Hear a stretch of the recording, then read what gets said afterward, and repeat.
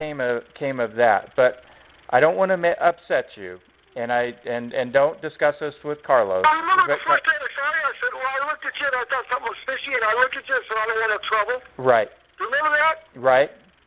Remember when I walked up and said, listen, it all smells, but I didn't want no trouble because I wasn't involved. Right. I didn't want to fight nobody. I just saw a nightmare, okay? Right. That's all I was part of. And you know, the something didn't smell that night. Okay. There was. I'm never going to go any further, but something smells. Right. Right. There's no reason why that kid was going that fast, firing that hard, with nobody around him. He was running from something. Absolutely. And there's nothing wrong with running, buddy. No.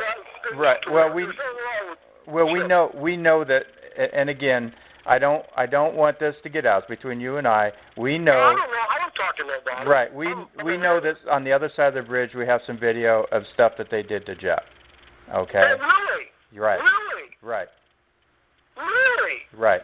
And I want to. And here's your. Okay, but listen, I have no knowledge of that, and I will swear I have no knowledge of that. But I'm going to tell you something.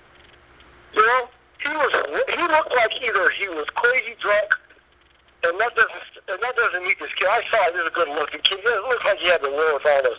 I mean, just so I saw him as dead, okay? And that's how I saw him. Right. But what I'm trying to tell you is, a person running like that, crashing the bikes, there's nobody on him, this left, he's running. Right. And I did the same thing. I crashed the car one time because a bunch of guys were gang members were after me. Right. I saw a gang member. I walked right past the but here's the deal. You don't know. On the Dave with Tracy, that buddy of mine that came up to you, remember he said, hey, you know, he can't hear this stuff, and then finally gave in when I yelled at him.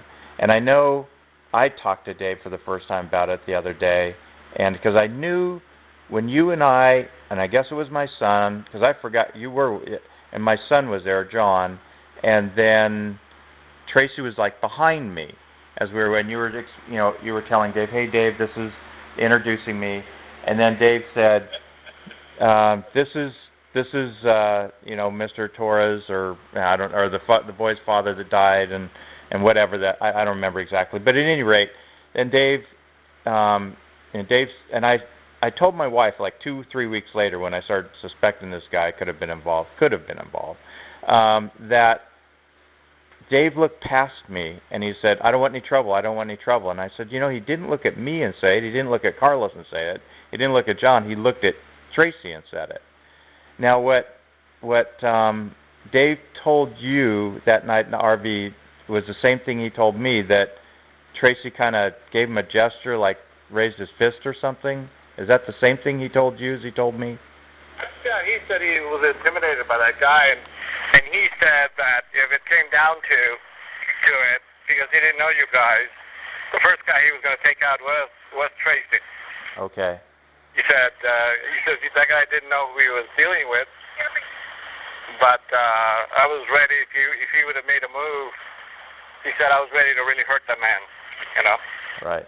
And he said, but he was the first. He said he'd be the first one I'd take out. Right.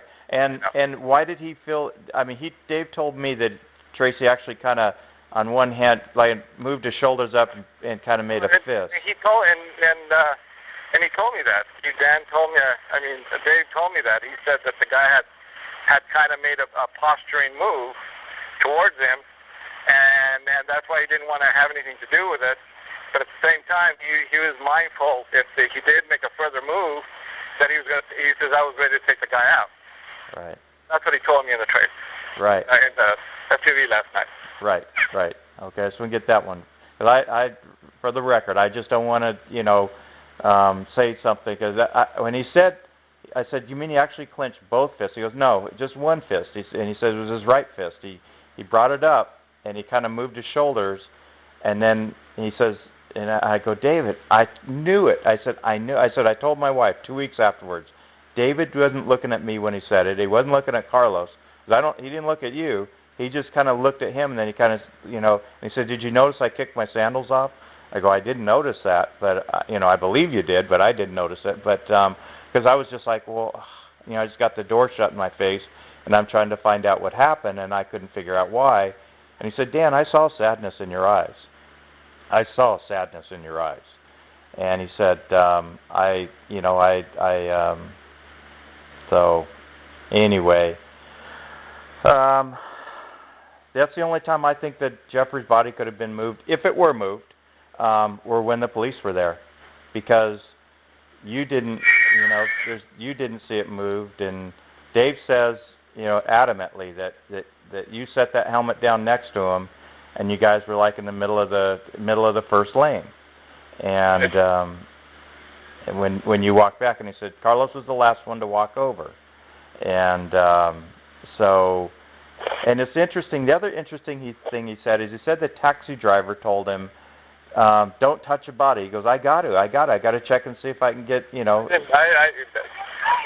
the taxi driver said, Dave told me that. Right. In the motorhome the last night. Right. I never heard the conversations between them two because I wasn't there when Dave did all that. Right. But Dave said, the interesting thing is the guy said, you're messing with a crime scene. And Dave said, I thought that was kind of interesting now that I think about it. What's he talking about, a crime scene? It was an accident scene, not a crime scene. But the taxi driver had mentioned to him it was a crime scene. But of course the taxi driver may not have, he may not have been knowing what he was talking about. But yes. All righty. Well, I'll let you go, Carlos, and God bless you. Thank you for in June, when Tracy and Danny came to our home, he was very angry at the fire department and firemen. In fact, for many, many, many months, he wouldn't talk to any of them. He was very angry, and when it came out in August that he definitely was not coming back, he even got more angry.